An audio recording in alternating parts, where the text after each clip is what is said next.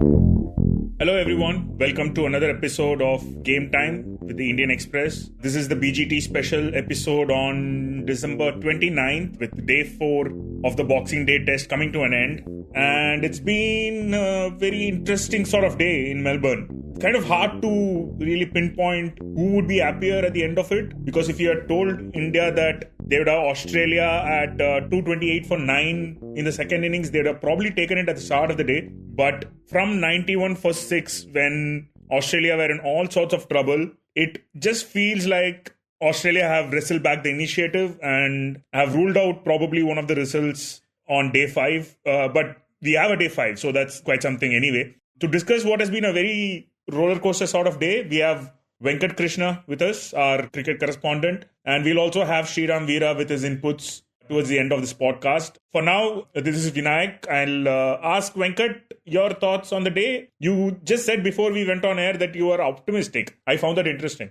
Well, optimistic in the sense that I'm really not sure whether we'll lose this. I think we still have a very good chance of drawing this test. That's what I mean by being optimistic. But like you said, when I could just an eventual day, right? Isn't it? Because this series, it just refuses to go as per some predictions, whatever we have in mind. It just, something like gets changed. And today, does Bumrah again. I don't think anybody else could have changed the script other than him. So, yeah. So thanks.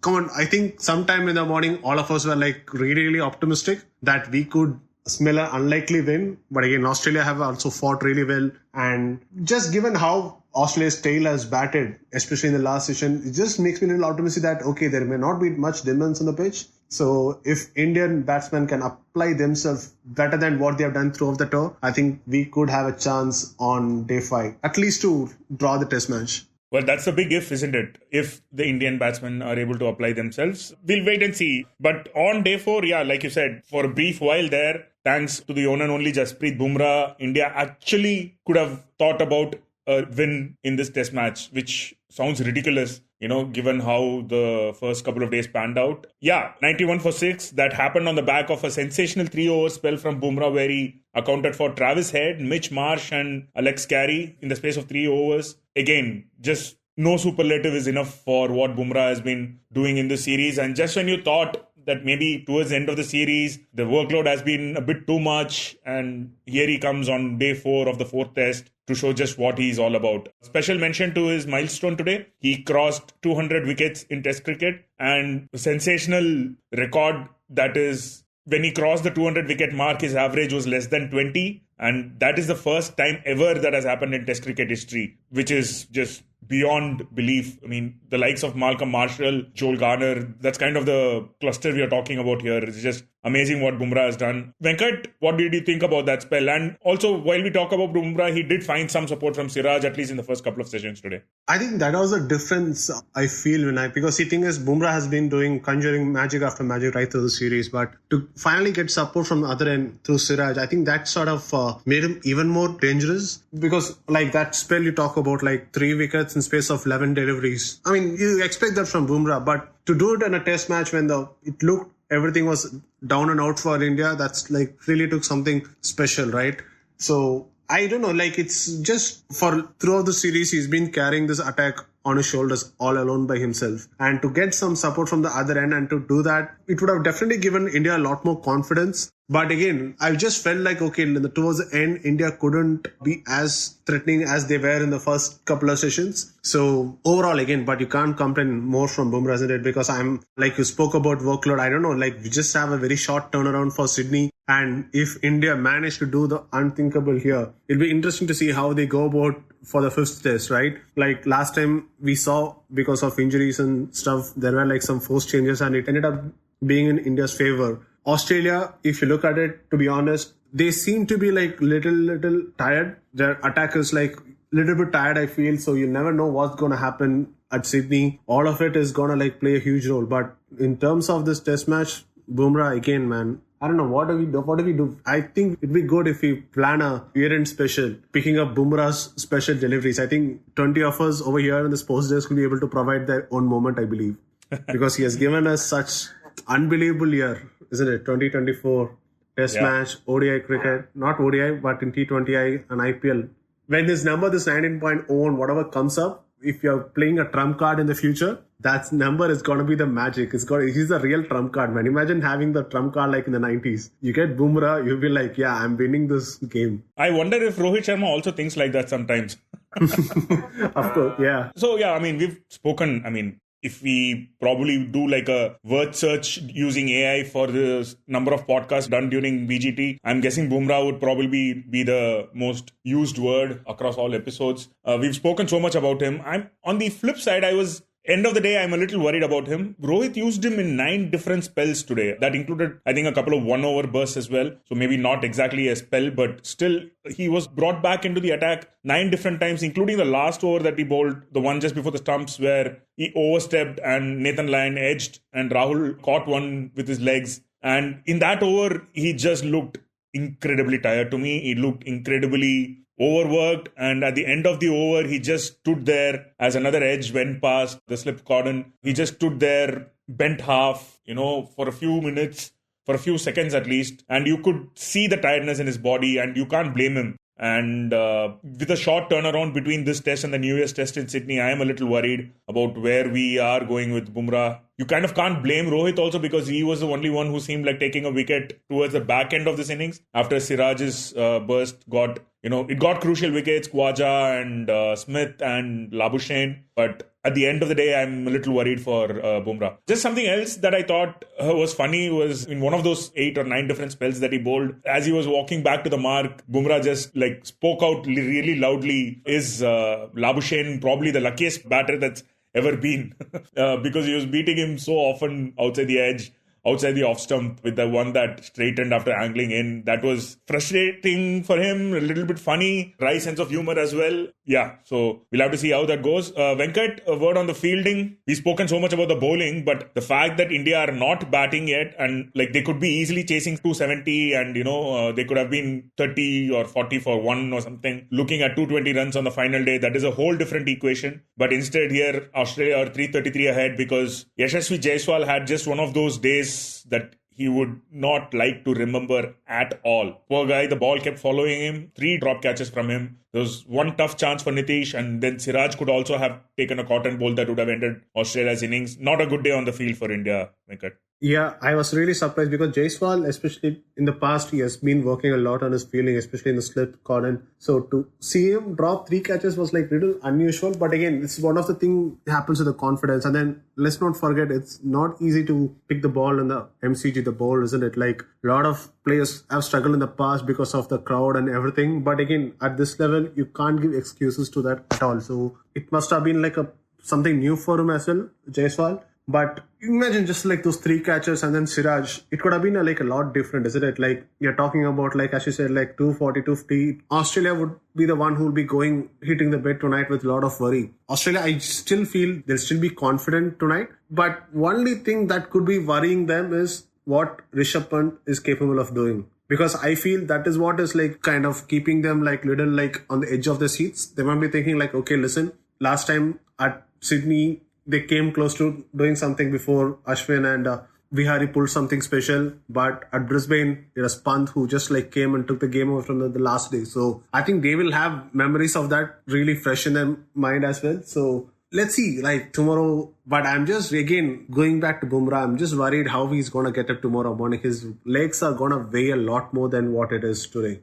for sure. And to send down 24 overs and then to not be rewarded on the field with the catching, that was really, that needed something. But the fielding should have stepped up. There is no excuses, like I said earlier. When somebody is bowling heart out, you need to be alert all the time. You need to be ready. I think that readiness wasn't what was there today. But also, let me say this, for the first time in a long entire series, I would say, not just this entire series, even going back to New Zealand, I think Rohit Sharma was spot on with his planning today in the first couple of sessions in terms of his field placement and everything. So which is why this fielding should have been lot better today. Yeah, even I thought Rohit had a good first couple of sessions. But it was also interesting to see how much Virat was involved in talking to the bowlers and setting the fields. But that's probably a conversation for another day. What would frustrate India for sure is the fact that Cummins and Labuschagne played 116 deliveries for their partnership of 57, and Lyon and Boland played for the 10th wicket 110 deliveries for a partnership of 55. And as the jokes on social media are going around, Nathan Lyon has scored more runs in one innings than Rohit Sharma has in this entire series. So after 2 good sessions of captaincy, I don't know if India missed the trick in the final session. The energy was a bit low. Obviously, they couldn't have Bumrah bowling all day long. Siraj's intensity was not as good as it was in the first 2 sessions. That is when you needed an Akashdeep or a Jadeja to step up. Washington Sundar was barely bowled. Again, I don't know why. I mean, of course, Washington did well with the bat, but if you really wanted a second spinner, today was the day he should have been bowling and sharing the workload, troubling probably the tailenders as well. I'm struggling a little bit to balance the highs of the Bumrah spell with the disappointment of how it all ended towards the end. Word on Labuschagne, he was dropped by Jaiswal at Gully, and like we said, Bumrah felt he was one of the luckiest players he's ever seen. That drop catch was actually of Akashdeep's bowling. He could have had Labuschagne bowled a little while later, and the ball, as Alisa Healy put it on commentary, it was umpire's call that you would see in a LPW review, just like nearly kissing the bails but went over. That could have easily ended Labuschagne's innings. Cummins was put down at silly point by Jaiswal. Nitish had a tough chance, and Siraj again, that Lyon catch should have been taken. So that sloppiness is probably cost India the chance to force a win. I mean, you mentioned, there is Rishabh Pant, but I don't know if 333 on the final day is really doable at this stage. One thing to add though is, I was also a little bit surprised by Australia's decision not to declare maybe a little towards the end. Like you said, it's probably the Pant factor, but we have to remember here that Australia have to win this series. Drawn series is not good enough for them to retain the Border Gavaskar trophy. That surprised you a little bit, Venkat? It did surprise me a bit. It was a little un-Australian-like, if I may put it, right? Because, see, the thing is yes, the wicket is not deteriorated as much as they would have expected, but I think still the lot of deliveries are skidding, right? And if you're hitting the stems on a regular basis, you going to be in the game right through the day 4 and 5. I think that's where I thought Australia, especially with Scott Boland around and Pat Cummins, I think they could have been a lot more braver with the declaration, because, see, you never know what happens in Sydney. There could be rain, there could be anything. I mean, Australia can still go on to win this test match. Nobody's denying that. But they were little conservative in my opinion. They are not showing the urgency to force a result. Yes, India were the one who seemed desperate to force a result, which was a positive thing to say, because especially given the last 2 days they had, I think Nitish Kumar century, that sort of gave them the momentum, and Bumrah to just capitalized on it and did well to bring India back to the game. But still, Australia with 300, I thought they would declare and have a crack at India's top order, especially with Rohit Sharma around. They would have thought, okay, let us take a chance here or two. See, you never know, 2 down, and then you're talking about a whole different game, isn't it? Suddenly the victory, whatever, even if Pant is around or not, India not thinking, they'll be let's take it normal. And then tomorrow again, the first session, another wicket or 2 down, you're talking about different thing altogether. So now tomorrow Australia is going to come back again, they bat, even if it is 1 or 2 overs, even if it's just 1 ball, whatever it takes.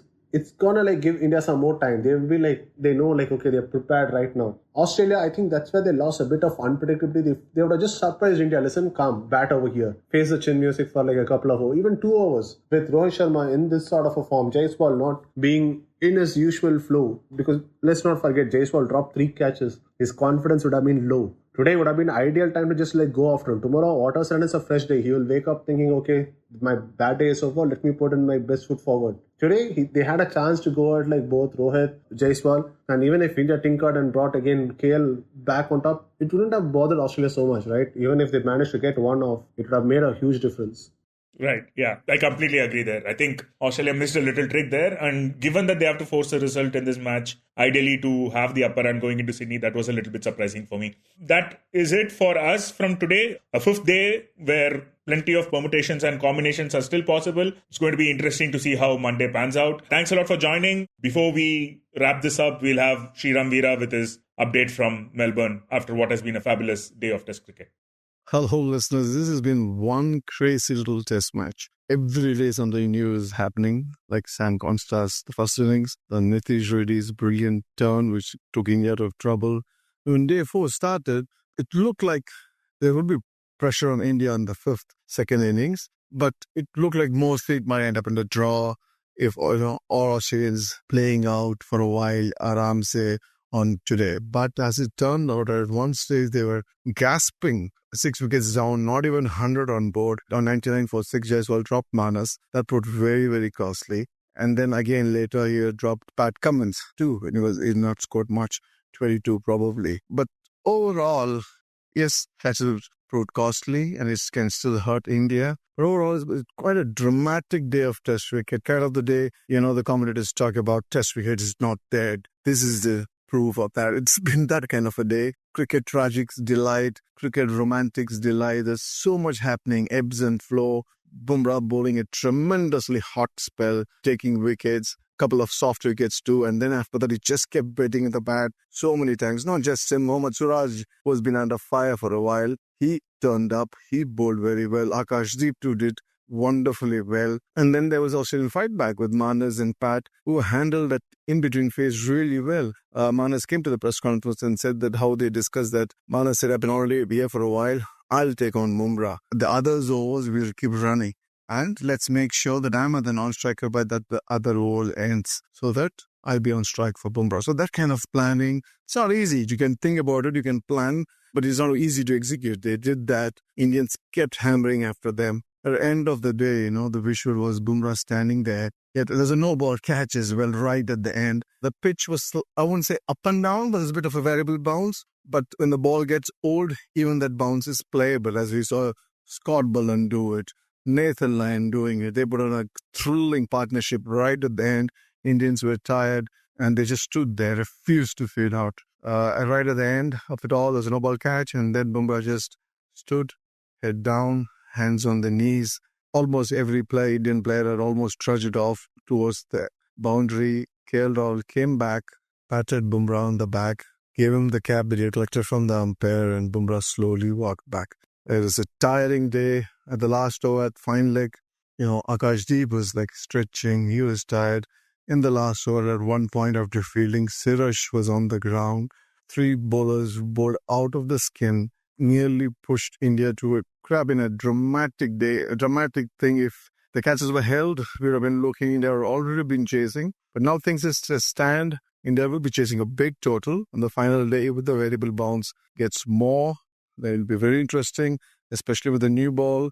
And now Rohit Sharma, the captain, who has not done anything with the bat, gets his chance as an opener to leave a mark in the Test series. And so does Virat Kohli. So very, very keen to watch how those two go. Apart from the others, of course. Just if Australia win this, the BGT is still alive, mind you. Remember that. India can still win at Sydney and retain the trophy. So it's all to play for tomorrow. You have nothing else but to turn, twiddle of thumbs, wait, and then to see how they go. It's very, very interesting to see how Rohit Sharma bats. Does he go bang, bang? Or what does he do? And how does Virat Kohli play? Probably one of, should be tomorrow is a very, very crucial day for both of them. They're nearing probably the end of their careers. When they call it remains to be seen, but they have a great chance tomorrow to score, do something memorable at their last lap. You were listening to Express Sports by the Indian Express. This show was edited and mixed by Suresh Pawar and produced by me, Shashank Bhargava. If you like the show, then do subscribe to us wherever you get your podcasts. You can also recommend the show to someone you think will like it. Share it with a friend or someone in your family. It's the best way for people to get to know about us. You can also tweet us at Express Podcasts and write to us at podcasts@indianexpress.com.